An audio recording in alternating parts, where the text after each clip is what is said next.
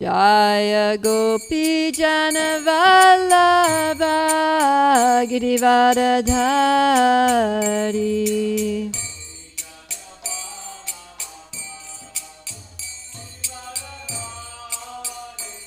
Yashodanandana Brajajanna Ranjana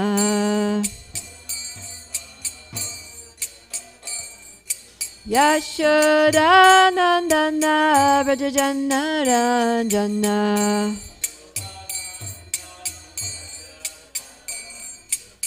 Yamuna Tira Vanachari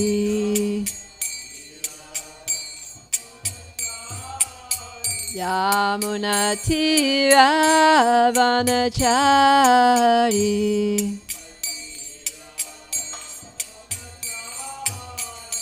Jaya Radha Madhava Kunja Bihari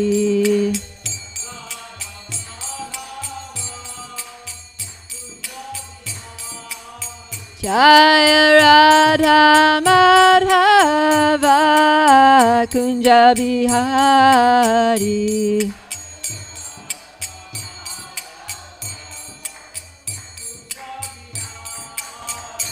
Jaya Prabhupada Prabhupada Prabhupada Srila Prabhupada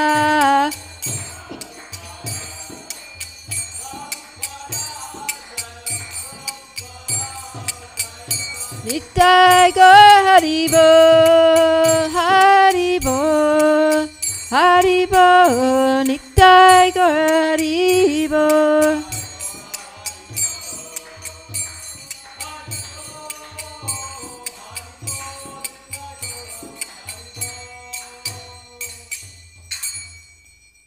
Srila Prabhupada ki jai. Om Namo Bhagavate Vasudevaya. Om Namo Bhagavate Vasudevaya. Om Namo Bhagavate Vasudevaya.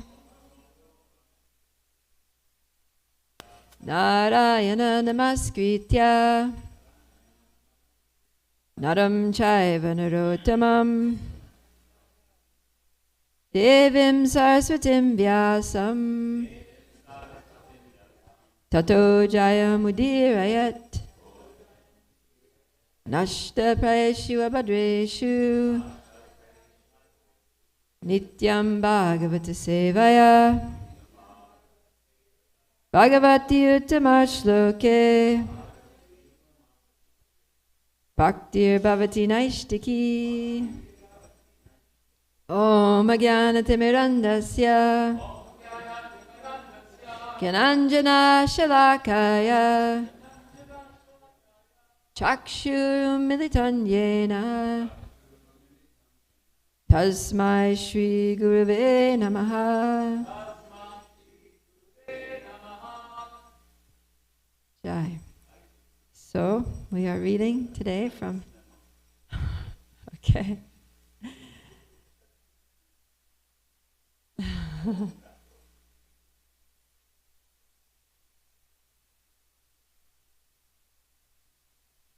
All right. Welcome everyone to this morning's Srimad Bhagavatam class. We're reading from Canto 8, Chapter 19, The Lord Begs Charity from Bali Maharaj. So this is continuing the pastime of Lord Vamanadev. And we'll cover text 22 to 28 today and focus on 24. So 22 up there? Yeah, you want to go ahead and read, Jaishnav? If I were not satisfied with 3 pieces of land, then surely I would not be satisfied even with possessing one of the 7 islands consisting of 9 varshas. Even if I possessed one island, I would hope to get others.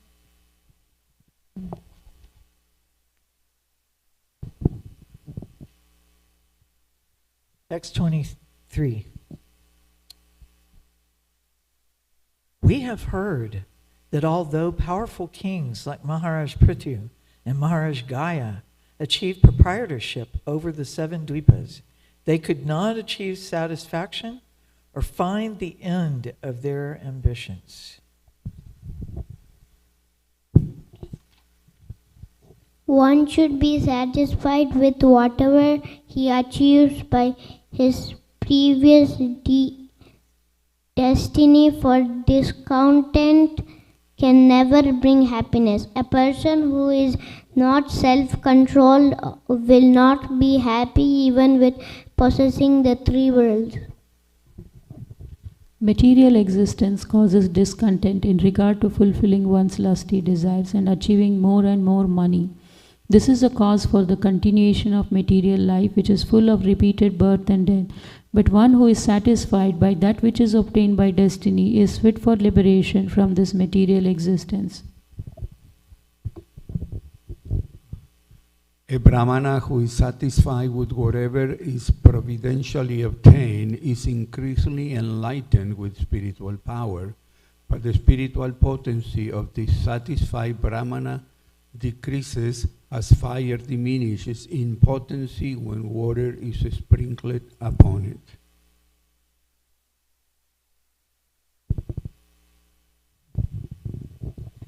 Therefore, O king, from you, the best of those who give charity, I ask only 3 paces of land. By such a gift I shall be very pleased, for the way of happiness is to be fully satisfied to receive that which is absolutely needed.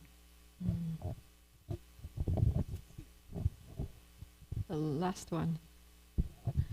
Sukadev Goswami continued, when the Supreme Personality of Godhead had thus spoken to Bali Maharaja, Bali smiled and told him, all right, take whatever you like. To confirm his promise to give Vamana Deva the desired land, he then took up his water pot. Okay, thank you. So here, I think you all know the story that Vamana Deva is coming to the arena of sacrifice of Bali Maharaj, and he wants to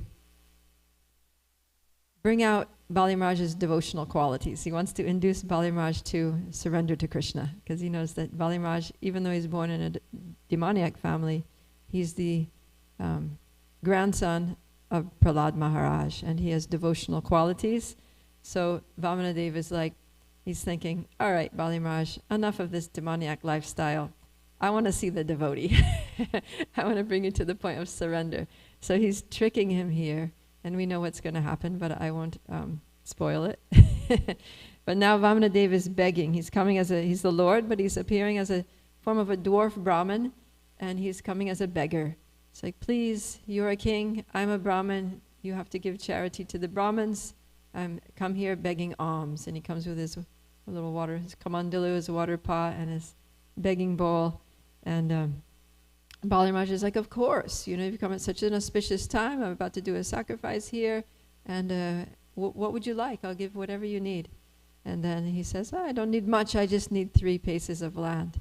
So then Bali Maharaj almost becomes offended. He's like, well, I'm such a powerful king. I can give you so many things. I can give you, a whole village or an island, or, I can give you so much more than, and you're so small. You're a dwarf. Your steps are small, 3 steps is nothing.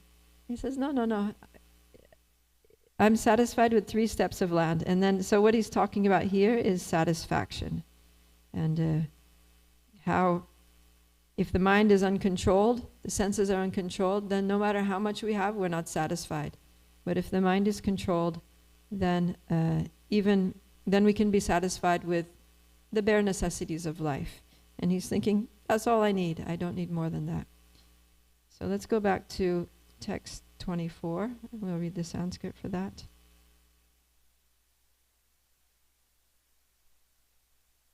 Word here. Yadrichchayo papannena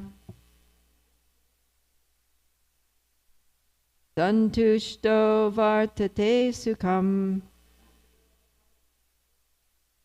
na santushtas tribir lokar ajitatmo pasaditai. So santushta means satisfaction. So we've got santushto, and then we've got na santushtas, so satisfaction and dissatisfaction. Yadvichayopapannena santushto vartate sukham na santushtas tribirlokar ajitatmo pasaditai. Please chat. Yadvichayopapannena santushto vartate sukham na santushtas tribirlokar ajitatmo pasaditai.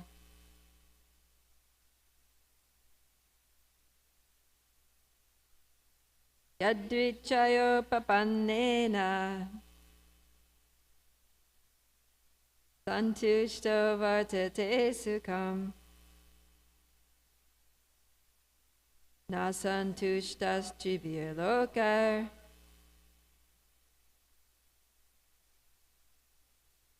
ajitatmo pasaditai. Yadvichayopapannena santushto vartate sukham na santushtas tribirlokar ajitatmo pasaditai. Right, let's do the word for word. We can do this all together. Yadvichaya,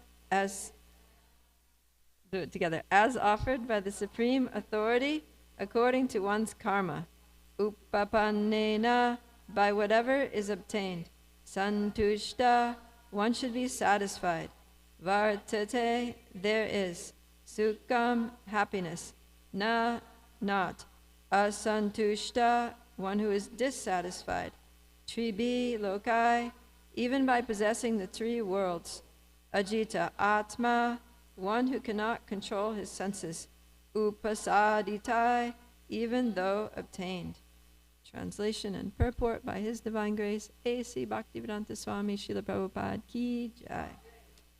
One should be satisfied with whatever he achieves by his previous destiny, for discontent can never bring happiness. A person who is not self-controlled will not be happy even with possessing the three worlds. Purport. If happiness is the ultimate goal of life, one must be satisfied with the position in which he is placed by providence. This instruction is also given by Prahlad Maharaj. Sukham aindriyakam daitya deha yogena dehinam sarvatra labhyate daivad yata dukam ayatnata. My dear friends born of demoniac families, the happiness perceived with reference to the sense objects by contact with the body can be obtained in any form of life, according to one's past fruitive activities. Such happiness is automatically obtained without endeavor, just as we obtain distress. Srimad Bhagavatam 7.6.3. This philosophy is perfect in regard to obtaining happiness. Real happiness is described in the Bhagavad Gita 6.21. Sukham atyantikam yattat buddhi grayam atindriyam veti yatra nachaivayam stitas chalati tattvataha. In the spiritually joyous state, one is situated in boundless transcendental happiness and enjoys himself through transcendental senses. Established thus, one never departs from the truth. One has to perceive happiness by the super senses. The super senses are not the senses of the material elements. Every one of us is a spiritual being, aham brahmasmi, and every one of us is an individual person. Our senses are now covered by material elements, and because of ignorance we consider the material senses that cover us to be our real senses. The real senses, however, are within the material covering. Dehino smin yata dehe. Within the covering of the material elements are the spiritual senses. Sarvopadi vinir muktam tat paratvena nirmalam. When the spiritual senses are uncovered, by these senses we can be happy. Satisfaction of the spiritual senses is thus described. Rishikena rishikesha sevanam bhaktir uchyate. When the senses are engaged in devotional service to Rishikesha, then the senses are completely satisfied. Without this superior knowledge of sense gratification, one may try to satisfy his material senses, but happiness will never be possible. One may increase his ambition for sense gratification and even achieve what he desires for the gratification of his senses, but because this is on the material platform, he will never achieve satisfaction and contentment. According to Brahminical culture, one should be content with whatever he obtains without special endeavor, and should cultivate spiritual consciousness. Then he will be happy. The purpose of the Krishna consciousness movement is to spread this understanding. People who do not have scientific spiritual knowledge mistakenly think that the members of the Krishna consciousness movement are escapists trying to avoid material activities. In fact, however, we are engaged in real activities for obtaining the ultimate happiness in life. If one is not trained to satisfy the spiritual senses and continues in material sense gratification, he will never obtain happiness that is eternal and blissful. Srimad Bhagavatam 5.5.1 therefore recommends, Tapo divyam putrika yena sattvam shudyad yasmad brahma sokyam tvanantam. One must practice austerity so that his existential position will be purified and he will achieve unlimited blissful life. Srila Prabhupada ki jai. Namo Om Vishnu Padaya Krishna Prastaya Bhutale Srimati Bhaktivedanta Swami Namane Namaste Saraswati Devi Gauravani Pacharane Nirvishesha Shunyavadi Pashta Chade Shatarane. Oh, satisfaction. Satisfaction is a Brahminical quality. And Brahmins, out of all of the different varnas, the Brahmins are mainly influenced by the mode of goodness. So satisfaction comes from goodness. And, in contrast to the lower modes, passion is always pushing us to get more and more and more, right? Passion fuels lust and greed, basically. So a person in the mode of passion are never satisfied because they think satisfaction comes through material things. And Prabhupada says here that material things can never satisfy the soul. And then the mode of ignorance, person in the mode of ignorance is not trying very hard. They're not exerting themselves immensely like the person in the mode of passion for material sense gratification.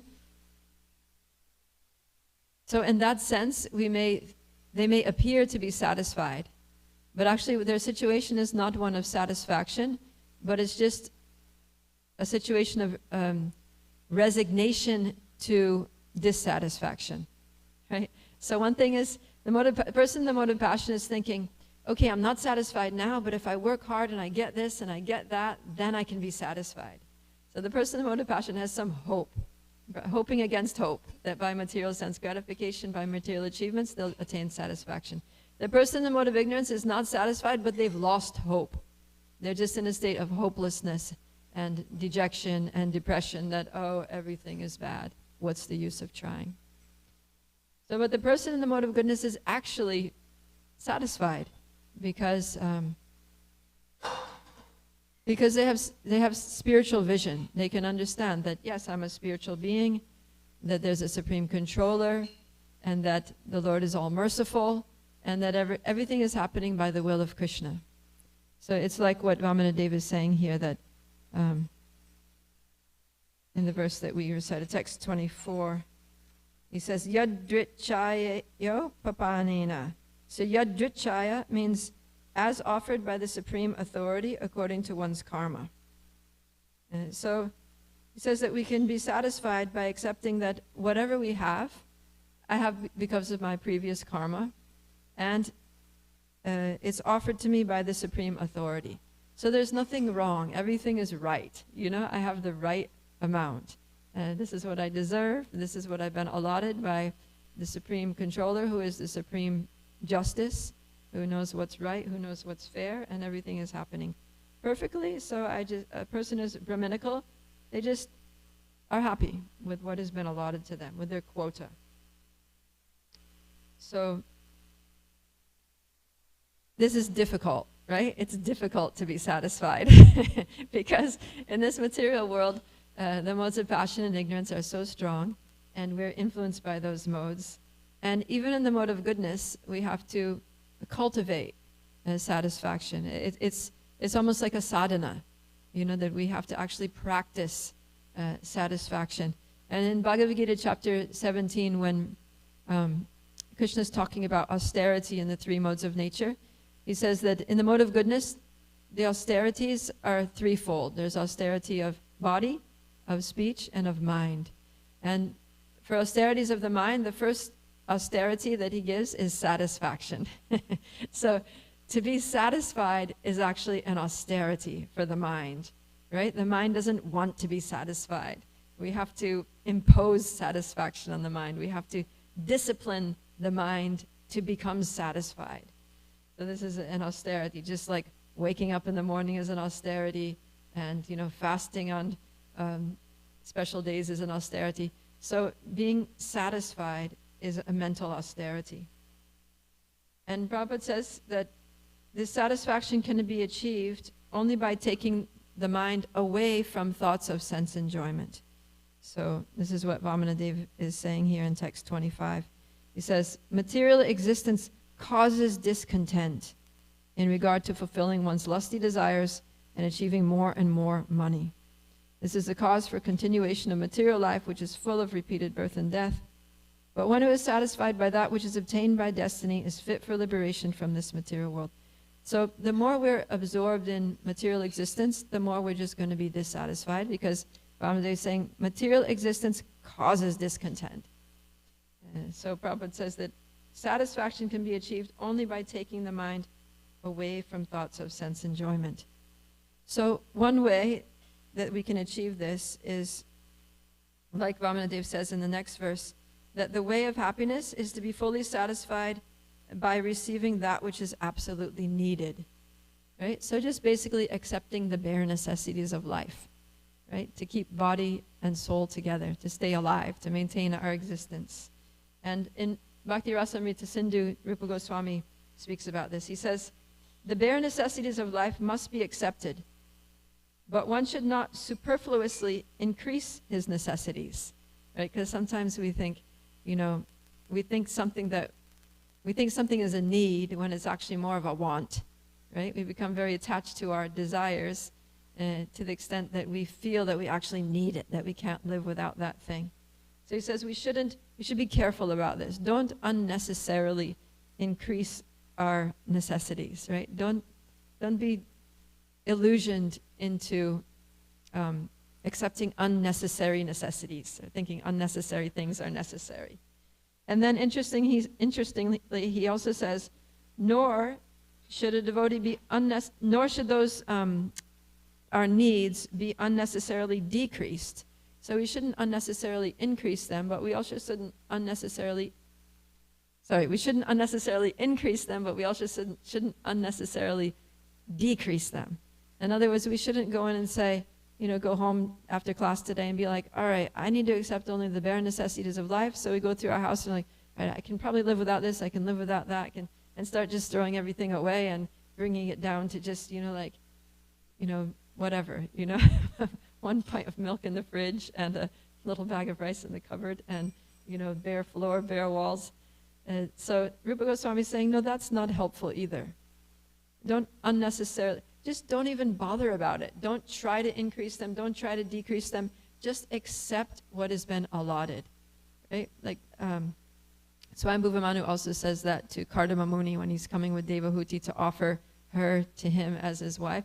He says you should accept what gain comes easily by its own accord. So in life we experience that things come to us, right? People will give us things, or with a little bit of effort we'll just get, all the things that we need. And some people will get more and some people will get less because everybody has a different quota, right? That's Isha Vasyamidam Sarvam Yat Kincha Jagatyam Jagat Tena Tyaktena Bunjita Kasvid Ma, what is it? Ma Gridhak Kasya Swid Dhanam. Yeah. That everything animate or inanimate that is within the universe is owned and controlled by the Lord, and one should just accept one's quota, what's been set aside as our quota and not accept other things, knowing well to whom they belong. So basically, everything in this world belongs to the Lord, and He allots us what we need in this life, according to our karma, according to what's good for us, and especially after surrendering to Krishna, He'll allot to us what's favorable for our spiritual advancement. And He'll also take away from us what's unfavorable, right? He'll make those arrangements in our lives. So the idea is that we don't need to worry too much about these things. Just have faith that Krishna knows what He's doing. He's giving everybody the right amount, and He's also giving me the right amount. So whatever it is, I just accept that. So that's one way of being satisfied. And another way of being satisfied, which Prabhupada speaks about in that verse from Bhagavad Gita chapter 17, text 16, where he talks about satisfaction being an austerity of the mind. He says that the best course is to divert the mind to Vedic literature, which is full of satisfying stories. So even if we might think that there is something lacking in our life, but if we just, don't worry about it too much, if we instead divert our mind to hearing Srimad Bhagavatam, reading, Chaitanya Charitamrita or Mahabharata or Ramayana, then these stories are so satisfying that they make us feel satisfied, right?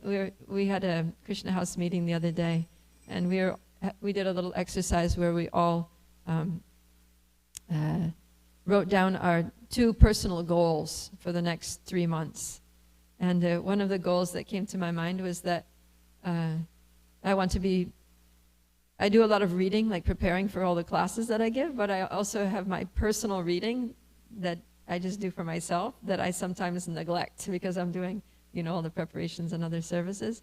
So I want to be more like steady and regulated daily, doing my personal reading daily.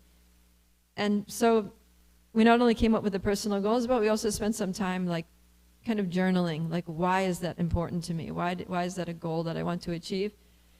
And my experience is that, sometimes I start thinking that there's things wrong with my life and I become dissatisfied. Something's lacking. Oh, I wish this could be like this. Oh, if only this would happen, then, I could be happy.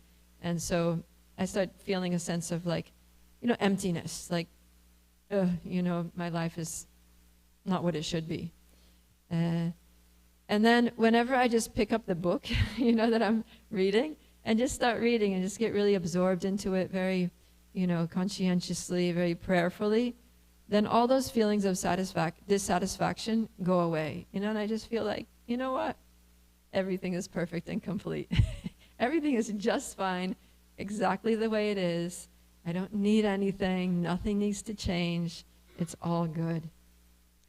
And so that's why reading or hearing, when we read, even when we do our own silent reading, it's also in the category of Shravanam.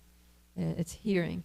So Shravanam is so important. It's it is the first of the 9 processes of devotional service. And all the other 8 processes of devotional service come from hearing. And there's a really nice verse in the Srimad Bhagavatam that talks about the effects of hearing Krishna Katha, how it satisfies us. So it's from Canto 4, Chapter 30, Text 35. It goes like this. Yatredyante katha mrishtas trishnaya prashamo yataha nirvairam yatra bhuteshu nodvego yatra kaschana. So that means that wherever pure topics of Krishna Katha are discussed, the audience forgets all kinds of material hankerings, at least for the time being. Not only that, but they're also free from envy, anxiety, and fear. So at least while we're sitting in the Srimad Bhagavatam class, and maybe sometimes you experience that, especially if you're in a really good class, very empowered speaker, then you may have woken up in the morning thinking, oh, I'm stressed out about this, or I'm really lacking this in my life, feeling dissatisfied. And then you sit down in class and start discussing Bhagavatam, hearing attentively, and those hankerings go away, those anxieties and fears go away, and you leave class thinking, oh, all is good, everything is well with the world, like that. So I've experienced that many times. So Srimad Bhagavatam not only teaches us about satisfaction, as Vamanadev here in this section is literally teaching us about satisfaction, but it also makes us satisfied. It also gives us a sense of satisfaction. And not only that, but it also purifies the heart. It frees us from those influences of passion and ignorance which create dissatisfaction, and it elevates us to the platform of goodness, right? Stitam sattvam prasidati. It situates us there in the mode of goodness, pure goodness, which is the source of satisfaction, which enables us to be satisfied. So we need to keep on hearing. That's the solution. That's the ultimate solution. And it's the beginning of all of those things. Ultimately, it not only awakens the mode of goodness or awakens satisfaction, but it awakens our love for Krishna, which not only satisfies, not only fills the cup of our hearts, but causes it to overflow and expand to others. So, yeah, Nitya Siddha, Krishna Prema, Sadhikabunai, Shravanadi, Shuddha Chitta, Karaye Udai. So this love for Krishna is eternally situated within the hearts of all living beings, and it awakens by Shravan Adi, Shravana by hearing and chanting, and all the 9 processes of devotional service, but beginning from hearing. And of course, Srila Prabhupada is talking about something else here in this purport, which is not only does hearing about Krishna awaken our love for Krishna and bring us to transcendental satisfaction, but it also awakens our spiritual identity. And I thought it was interesting in this purport how Srila Prabhupada stresses a lot about this concept of super senses, right? Everybody wants to be a superman, a superwoman. So Srila Prabhupada is alluding to the fact that yes, that's who we are. That's why everybody actually is a super person, because we have these super senses.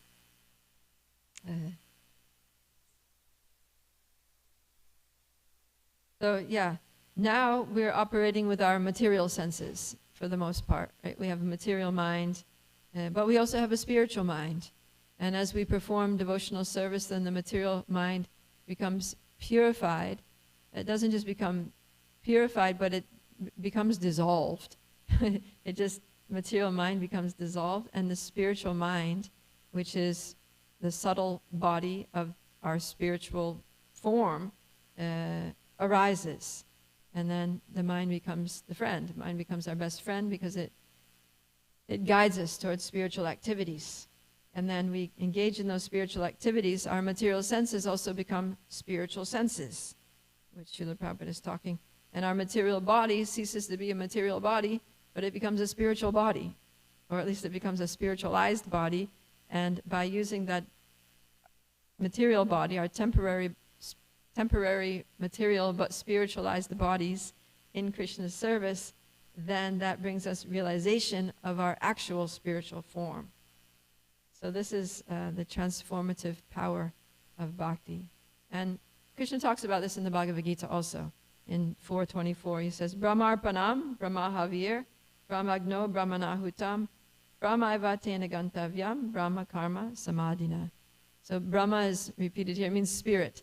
So he's talking about as soon as we engage in the spiritual activity of devotional service, everything becomes spiritualized.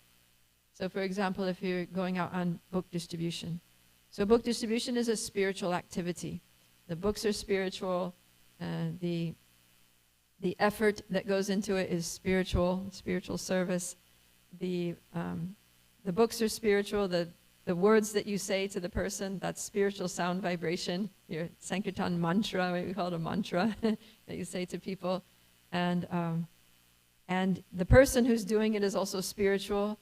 The material body that you're using becomes an instrument in that service and also becomes spiritual. So everything becomes spiritual, and by doing those spiritual activities, it takes us to the spiritual world. That's what Krishna is saying in this verse from Bhagavad Gita chapter 4. So yeah, so that's what happens is all the material aspects of our lives just melt away. And Prabhupada quotes the verse here in the purport, Sarvopadi vinir muktam tat paratvena nirmalam rishikena rishikesha sevanam bhaktir uchite. So all of our upadis, sarvopadi vinirmuktam, means sarva upadis. All of our upadis, vinirmuktam, we become free from them. So these upadis are material designations, all the things that we in our material life think we are, right? Like I think I'm this body, I think I'm a man or a woman, I think I'm old or young, I think I'm American or Indian or European or whatever.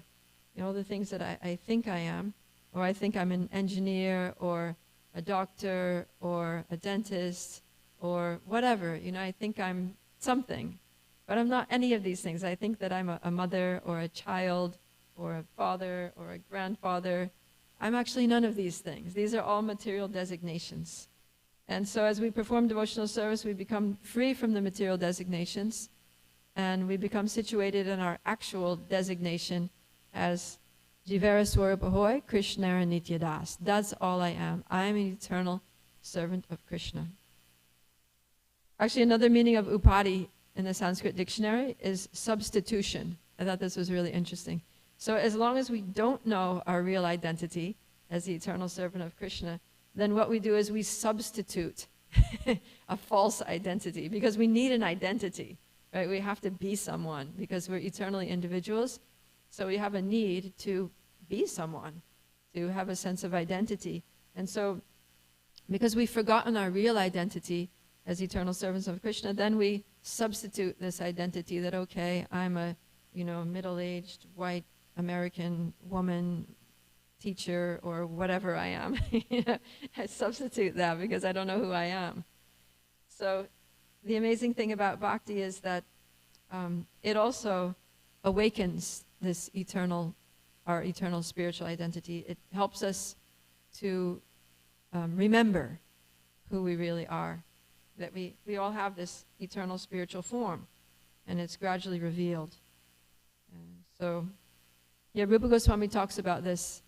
There's a nice verse from Bhakti Rasamrita Sindhu that says, Seva sadhaka rupena, siddha rupena chatrahi, tat bhava lipsuna karya, vraja lokanusarataha. Saying another translation here. It says, an advanced devotee who is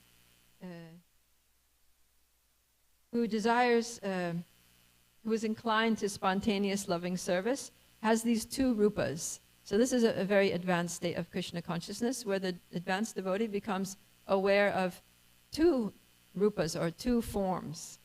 So the first form is Seva Sadhaka Rupena.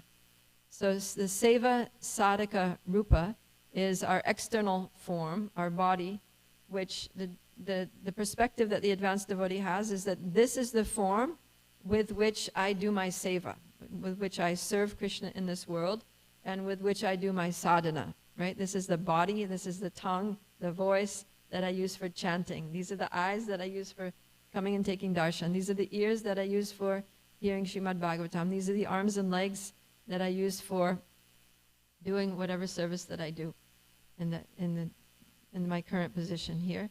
And in addition to that, there's another form, which is called the Siddha Rupa, which is the perfected spiritual form, in which, or with which, the pure devotee serves the Lord internally, within the purified heart and mind.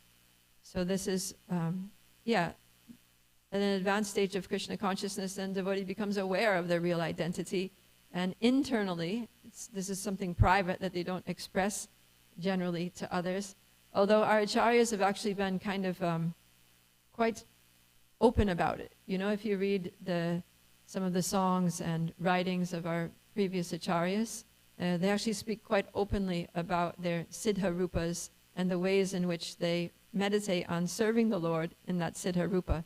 Of course, they do that to instruct us, to teach us that this is the goal. This is what we're trying to awaken, and that we should aspire to have these realizations and be engaged in these ways. Not that we try to, force it or concoct it, imagine it prematurely, but there will come a stage where our eternal identities will be revealed to us, and in those spiritual forms, those siddha rupas, then we can serve the Lord in our meditations. So we have songs, for example, like Narottam Das Thakur's song, Radha Krishna Pranamor Yugala Kishore, where he says, I will anoint the dark and fair forms of the divine couple with sandalwood. I will fan them with the chamara. I will string a garland of malati flowers, and with the permission of Lalita and Vishaka Sakis, I will go forward and place it on their necks. So internally, he's meditating. And it's not just imagination, but he's actually there, by the strength of his bhakti, by the mercy of the Lord and his representatives. He's able actually to, in his internal meditations, to enter into the Leela and to perform those services in his Siddha Rupa. So that's actually going on. He's not just imagining it, or he's not just hoping that he'll be a pujari one day. He's actually there. He's actually doing it. So there's the external form with which we serve in this world, and acharyas like Narottam Das Thakur, Bhaktivinoda Thakur, Rupa Goswami, the 6 Goswamis, they're all doing this. They're serving externally. So Rupa Goswami, he was doing so much external service, right? He was writing books, studying the Shastras, he was giving classes, he was worshipping the deity, he was overseeing the construction of Radha Govinda temple in Vrindavan. He was helping to rediscover, identify the holy places. He was doing so much external service. And at the same time, he had his internal service that he also reveals, as Rupa Manjari in Radha Krishna Leela. So these two forms, the Seva Sadhaka Rupa and the Siddha Rupa. And these two forms are both distinct from how we generally see our bodies as vehicles for sense gratification. So there's no sense gratification Rupa. That form doesn't exist. That's a false concept, right? There's no that this body is for, that I have these senses and they want to enjoy the sense objects and that's part of what I need to do. In the mind of an advanced devotee, that concept is just totally gone. And that's actually the qualification for realizing these higher levels, is that I don't see my body as a vehicle for sense gratification. I just see it as an instrument for two things, sadhana and seva. And that's my external. And then internally, I'm also doing my internal service. So just imagine how blissful it is to exist, on this stage of realization, where we're just serving Krishna externally, and we're totally absorbed also simultaneously in serving Krishna internally. And that's the happiness that Srila Prabhupada is talking about when he's quoting this verse in the purport. It says, in that spiritually joyous state, one is situated in boundless transcendental happiness, unlimited, right? Sukham atyantikam means happiness that has no end. Unlimited happiness, which is experienced, which is enjoyed through transcendental senses, atindriyam. So this is not these senses, these eyes and ears and nose and mouth and hands and whatever, but transcendental senses, the spiritual senses of the spiritual body are actually experiencing boundless transcendental happiness. And it's so enlivening to the soul that that this sequence of verses continues. Established thus, one never departs from the truth, and upon gaining this, he thinks there is no greater gain. So that's the level of satisfaction, is that so satisfied. I don't need anything else. I have this, and there's nothing else to be desired. And he says, being situated in such a position, one is never shaken, even amidst the greatest difficulties. In other words, this external situation may not be perfect. It may be extremely difficult, but still the person who's on this level of consciousness is experiencing that everything is wonderful. I can't imagine a better life, right? And we have an example also of His Holiness Bhakti Tirtha Swami. When he was at the end of his life, his whole body was racked with cancer. You can imagine he was experiencing like a lot of pain. He was very weak. He was skin and bones, lying there on the bed just days before his departure from this world. And, His Holiness Radhanath Swami was there. Others were there comforting him, holding his hand and chanting for him. And he just, at one point he just looked in the eyes of one of his beloved godbrothers and he said, "It doesn't get any better than this." Can you imagine? It doesn't get any better than this. Because he's at this stage, internally, he's relishing, this, he's experiencing boundless transcendental happiness through transcendental senses. And he's thinking that even amidst the greatest difficulties, that it doesn't get any better than this. And Krishna continues, this is actual freedom from all miseries arising from material contact. So in this way, bhakti, when our devotional service is at that mature stage where it's pure, unmotivated, uninterrupted, then that's the source of true permanent satisfaction, right? As it says in Bhagavatam, Savai pumsam paro dharmo yato bhaktir adokshaje ahaitukya pratiyata yayatma suprasidhati. It completely satisfies the self. But to get to that, right, to uncover our super senses, our spiritual senses and our spiritual body, to awaken our superpowers as super amazing spirit souls in Krishna's service, then we have to stop misusing our present external bodies for sense gratification. We have to start seeing it and using it as a seva sadhaka rupa, right? We may not have realized our siddha rupa, but we can still use this seva sadhaka rupa properly, and that will lead us to these higher levels of self-discovery and complete satisfaction and bliss. Okay, so I'll end there. Open it up for any questions or comments. Yes, Mother Kunti.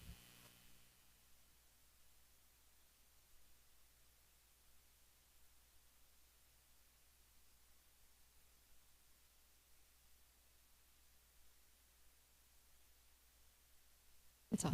There it goes. Good morning. Thank you very much, Prabhupada Priya. The message of the shloka, self-satisfaction through Krishna consciousness. It's true. It's really true. Srila Prabhupada had a servant in England, and one day the servant came in, and Srila Prabhupada looked at him and said, "You may go wherever you please. That's all right now. You may go. But you may go now." In other words, he was dismissing him from the service. And the servant was, of course, taken aback. And he said, "Because you're never happy when I see you. You're frowning, you're upset, you're not happy. Servants should be joyful, should be happy." And of course, I don't know what happened. Maybe the servant put on a big grin.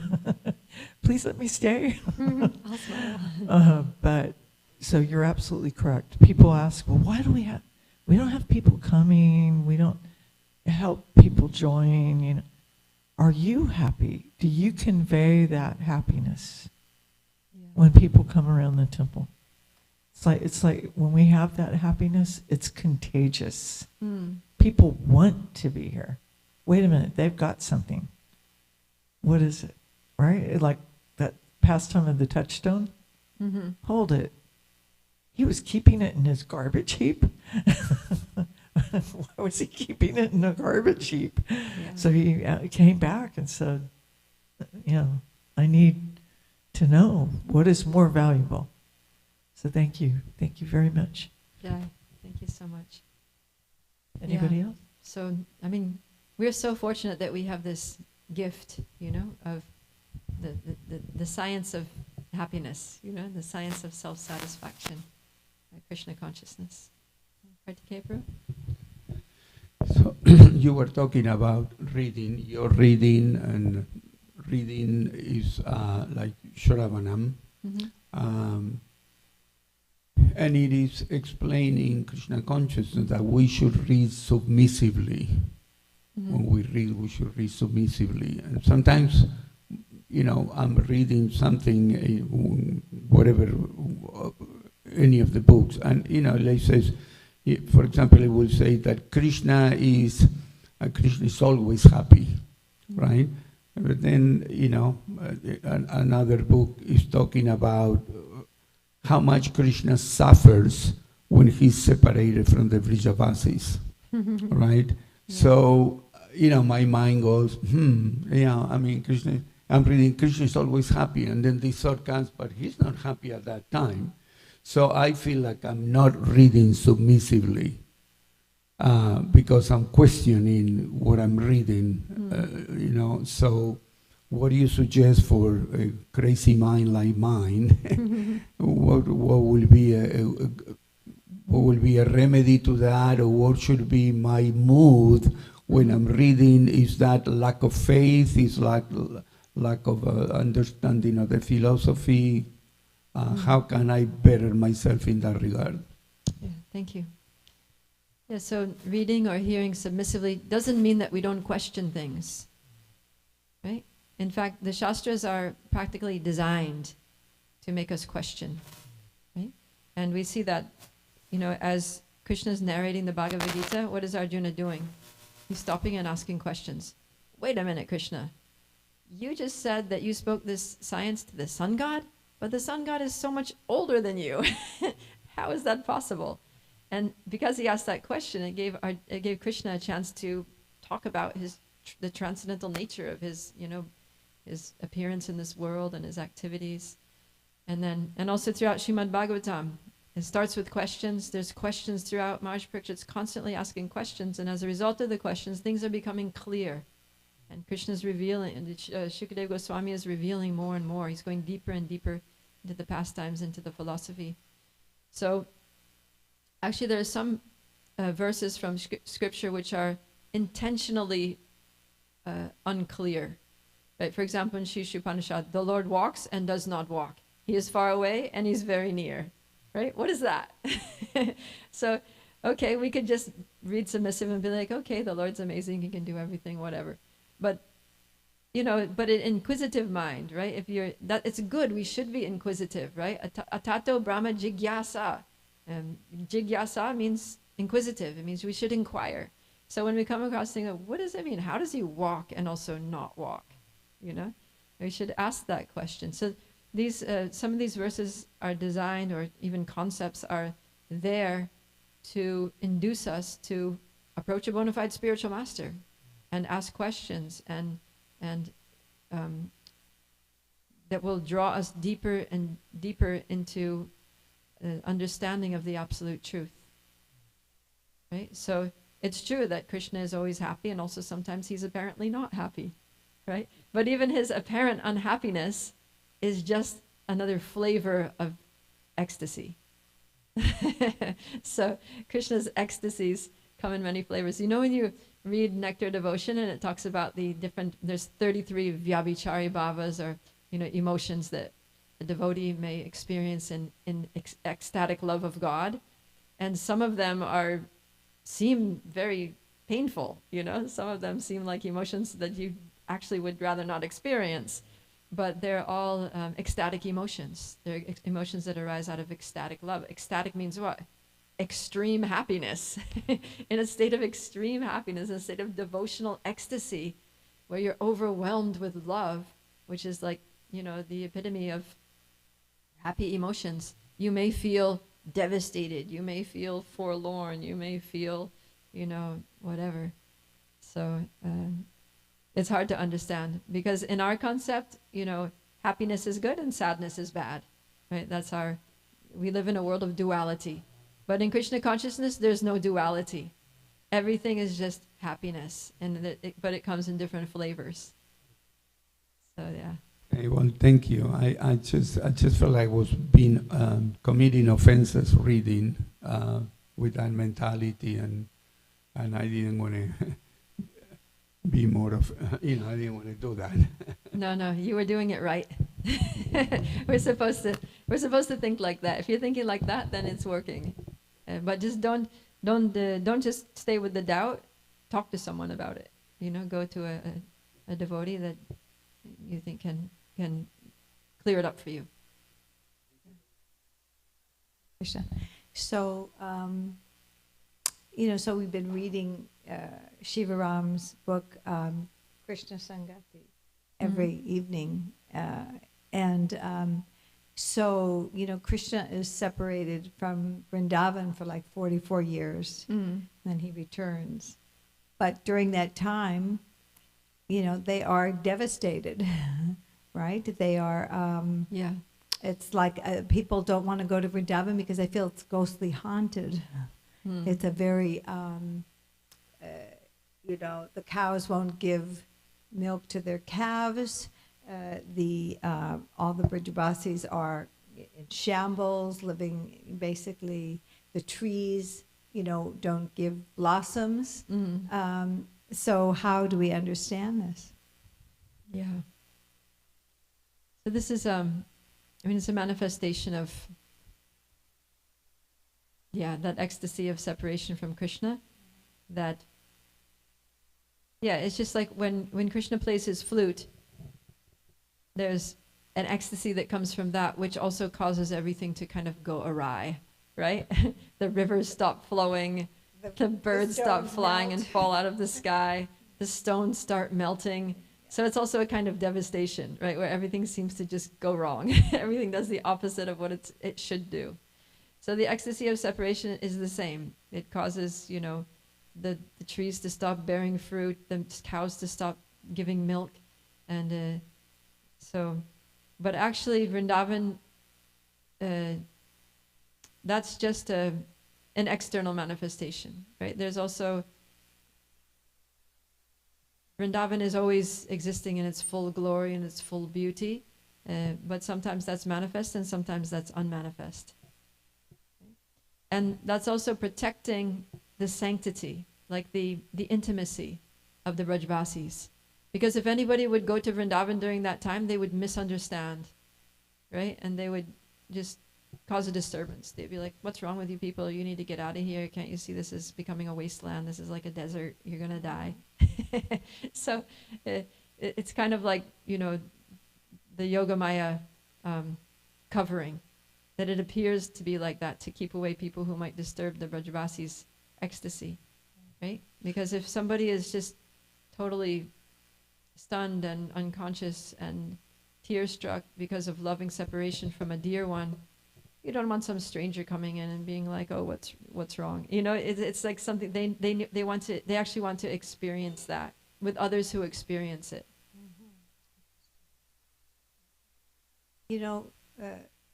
Okay, in this pastime, Krishna says to the gopis that I'm always with you in my apricot form. I never leave Vrindavan. Yeah. So is that the understanding, that Krishna never leaves Vrindavan because he's in his apricot form? Exactly, yeah. That's correct understanding. Yeah. Thank you. Okay. Yeah, when Krishna leaves Vrindavan, what happens is, see, this is all related to Krishna's birth, Jamashtami, is that when Vasudeva brings Krishna from Dwarka, then he leaves his son Krishna there. Mother Yashoda also gives birth to Krishna at the same time that Devaki gives birth to Krishna. So Mother Yashoda actually gives birth to two children. She has twins. There's Krishna and there's Yogamaya, a boy child and a girl child. So when Vasudeva brings his son Krishna over across the Yamuna, leaves there by Mother Yashoda, he's just very ekiha. He's very focused about what he's doing. He was told there's a girl child, get the girl child, leave Krishna, and bring the girl back to Mathura. He doesn't even notice that there's a boy child there on the other side, or maybe under the blanket or something like that. He just sees the girl, leaves Krishna, takes the girl and goes back. So then what happens is that the Vasudeva's Krishna at that time merges with Yashoda's Krishna. And Devaki's Krishna merges with Yashoda's Krishna, and who's Nanda, because the Yashoda's Krishna is actually the complete, original, most ecstatic, exquisite form of Krishna that contains all other incarnations, all other expansions. And then Devaki and Vasudeva's Krishna is Vasudeva Krishna. He's an expansion of Krishna. So that expansion of Krishna basically merges back into the original form of Krishna, who is born of Mother Yashoda. And then you've got one Krishna, okay? So then when Akrura comes with his chariot, the dreaded chariot, and Krishna and Balaram get on that chariot. Then as soon as they reach the border of Vraj Mandal, then Vasudeva Krishna expands from Krishna, Vrindavan Krishna, and he only goes to Mathura, Dwarka, and does those pastimes. And Yashodanandan as Krishna goes into Uppercut Leela. And then what happens is when Krishna goes into Uppercut Leela, the whole Vrindavan Dham goes into Uppercut Leela. And So- actually all the gopis and gopas, all the Brajbasis, they also have a separate existence in the Uppercut Leela and a simultaneous existence in the Prakat Leela. So there's two dimensions now to Braj Leela, and they're going on simultaneously. My question is, why did Prabhupada not mention anything? Like in Krishna book, he refers always to Krishna as the son of Devaki. Mm. Always. Yeah. No. Yeah, I think And Prabhupada- even in many of the purports. Mm-hmm. I mean, he is. I mean, he is. It's not wrong. He is. He's both. But I think Prabhupada kept it simple. Yeah, we learned these other details, as I've just explained, we learned mainly from Srila Vishwanath Chakravarti Thakur, his commentaries that you can find in Sarata Darshini. Yeah. Thank you. Thank you very much. Your follow-up there to me reminds me, like Lord Jesus said, I have much to tell you, but you're not ready to hear it. So, Yeah. so maybe it was it's being revealed later on. Yeah. So And I think Srila Prabhupada knew that. I think Srila Prabhupada knew that more would be revealed as the movement went and, books were translated. And he told disciples, he said, you should read the books of the Goswamis. You should read. He specifically mentioned some books like Brihat Bhagavatamrita that everyone should read, Krishna Bhavanamrita, everyone should read, like that. He specifically mentioned these books, which he hadn't translated, which indicates that, there was work to be done and that these things would be known in the future. But his disciples were all so new at the time. Nobody was really ready for it. Now we have devotees who've been practicing for 30, 40, 50 plus years. And it's like, and now these things are becoming available, right? When the person is ready, then these things manifest. Yeah. Boma Vrindavan, Goloka Vrindavan. Is there really a difference, or are they the same? In one sense, there's no difference, but in another sense, it's kind of achintya bheda, abheda tattva, because just in the sense that in Boma Vrindavan, there are some pastimes that happen in ways that they don't happen in Goloka Vrindavan. For example, killing the demons. When Krishna is here, he actually kills demons. In the spiritual world, there are only rumors of demons, right? And even the Parakiya Rasa is more accentuated in Boma Lila than it is in Goloka. So in one sense, the Boma Lila is more exciting. It's more dramatic. Yeah. Or they may be excited. Who knows what they're thinking? They may be excited. Krishna, when are you going to... Can I come to the Boma Lila this time? I mean, they always come, but yeah. It's fun down there. All right, so Grantaraj Srimad Bhagavatam ki jai, Srila Prabhupada ki jai, Gaur Premanandi Hari Hari Bo, Hare Krishna.